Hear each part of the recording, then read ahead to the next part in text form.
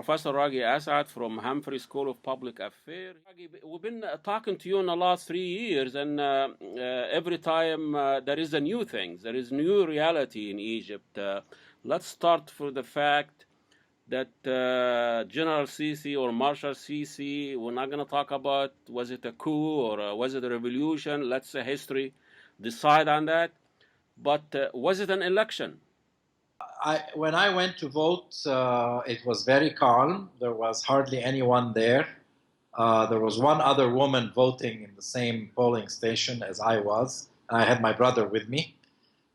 Then I went back the next day to accompany my mother-in-law, and it was the same story. There was hardly anybody there except for us. But obviously everybody came on the third day because I didn't go the third day. And so the third day wasn't supposed to be. This is an extension.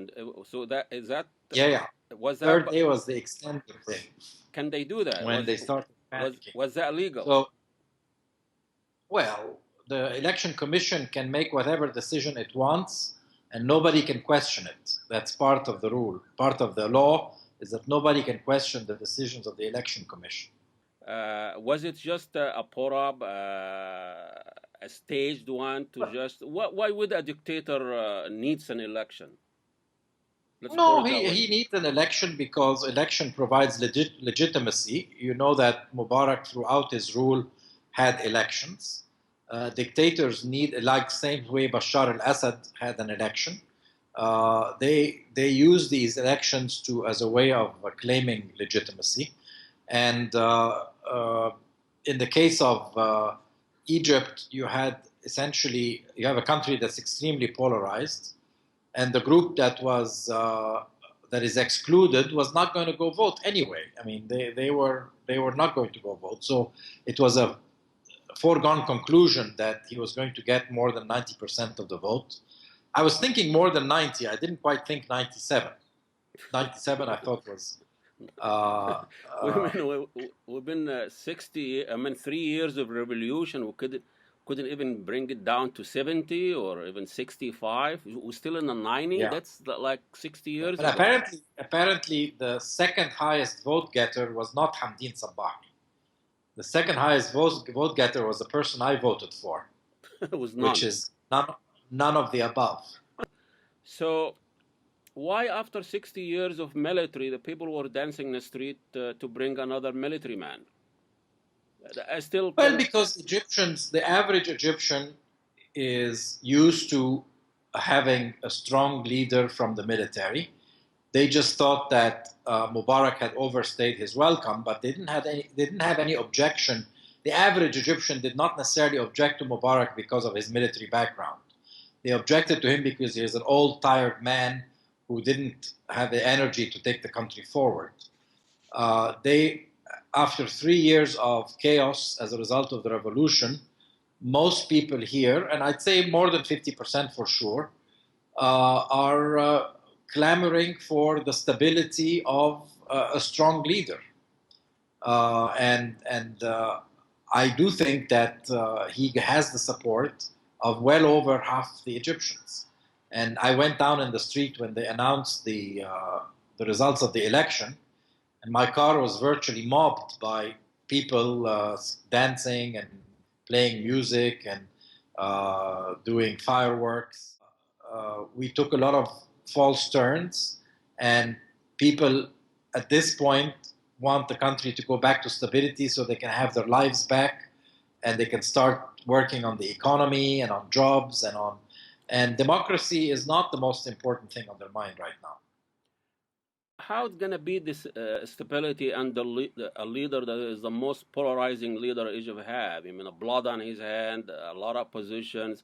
It has a lot of packages. I mean, I can't think of anybody else that really brings stability to Egypt except somebody who was in the midst of all of it. And, with the positions, classifying the Brotherhood, the biggest opposition bloc as a terrorist organization. There's a lot of missteps out there. So how he's going to do it? How he's going to provide it? Well, people think that you can obtain stability at the butt of a gun. So I don't. I personally think that the way you get stability is by getting reconciliation. But my opinion here is a minority opinion. I've already spoken to lots of people, and they think that you get stability by having a very strong hand and by having the state crack down on any opposition and any dissent. So right now, people are not tolerating any kind of dissent, whether it's Islamist or non-Islamist. They want everybody to toe the line. And that's stability or fascism? Well, often fascism, in some people's mind, brings stability.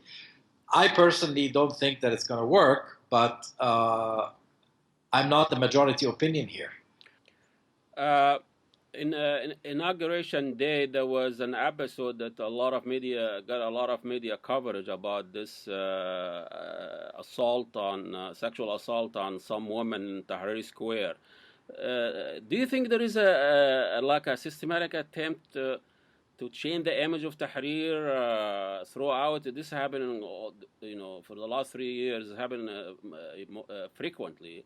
And try to discourage women from going there, and it's almost like instead of transform Tahrir Square to Taharrush Square. Yeah, no, I mean, there's no question that there is a lot of frustration, sexual frustration. There's a lot of misogyny. Women are not respected. But I think that this kind of mass sexual assault is orchestrated. It cannot be spontaneous. Mm-hmm. So who's behind this? Who knows? Who knows? I really am not able to say who's behind it, but it is not something that is. I've been in many crowds, and a normal crowd doesn't do that kind of thing. Well, just look who benefit out of this. It's just another way of giving, as you say, giving the government a free hand of cracking down on any opposition. Well, some people see it this way, but some people see that it's the Muslim Brotherhood who benefit because they are the ones who mar the celebration. They're the ones who have an interest in getting the press to focus on the negative rather than the positive. I mean, you have Marshal or President SIsi. He was overseeing the forced virginity test in Jan 25th revolution, and now he's talking about cleaning up the street from sexual harassment. Does he have any credibility when he says something like that? Do they talk about the sexual assault and abuse that's done by the military and government and security throughout the revolution? It was always targeting women. That's right. Yeah. Well, I mean, I think the problem of credibility goes well beyond this issue. I mean, there are lack of credibility on a number of dimensions. And, there was a new law against sexual harassment, which the temporary president, before SIsi took power, promulgated. And he said that he's going to make much tougher the punishments for sexual harassment. However, it's not something that can change overnight. Talk about the Egyptian court just handed one of the biggest revolution symbol, young Ala Abdel Fattah, just given 15 years for demonstrating. Yes. Is the Egyptian court now? It's another political tool for the state. Yes, I think actually the Egyptian court proved to be an integral part of the state apparatus that does not have an autonomous and relationship to the state. In fact, it acts as an instrument of the state and as a representation of the state. I wouldn't be surprised that these judges are doing this because they feel that it's up to them to defend the state against these dissidents who are and these traitors. Like this is the same mentality that we had started from Nasser 60 years ago, and I just can't understand why that's continue after 3 years of revolution. I mean, this is what the revolution was uprising against. Yeah, the revolution is in a big reversal right now. The pendulum has swung too far one direction, now it's swinging too far the other. The young people who participate in the revolution are completely disillusioned and on the sidelines right now. I keep hearing from young people, and everybody has this very apathetic and hopeless sort of attitude. Now, they got their man. They got the strong, the Dakar. And what is his biggest challenge now for SIsi? Well, the biggest challenge is going to be delivering on the economic dimension. You know, this first, security. People want two things. They want security to return to the streets, which means having a feeling of safety and security and no attacks, etc. And that will depend on how the Brotherhood reacts and the sort of lashing out that might occur. And then they want to start seeing an improvement in the economy and in jobs and in the bread side of the equation, so to speak. And that's going to be a really big challenge because I don't think he has very good ideas on that count. I think his ideas are straight from the 60s. He is, in some sense, an unreconstructed Nasserist. So there was really no difference between him and Hamdin Sabahi on the economic program. The new electoral law, you know, the electoral law is one in which the individual seats are coming back, and the individual seats in local jurisdictions means the local notables, the people who want to curry favor with the state in order to get more authority at the local level, and they are the so-called independents that will do whatever the state wants them to do.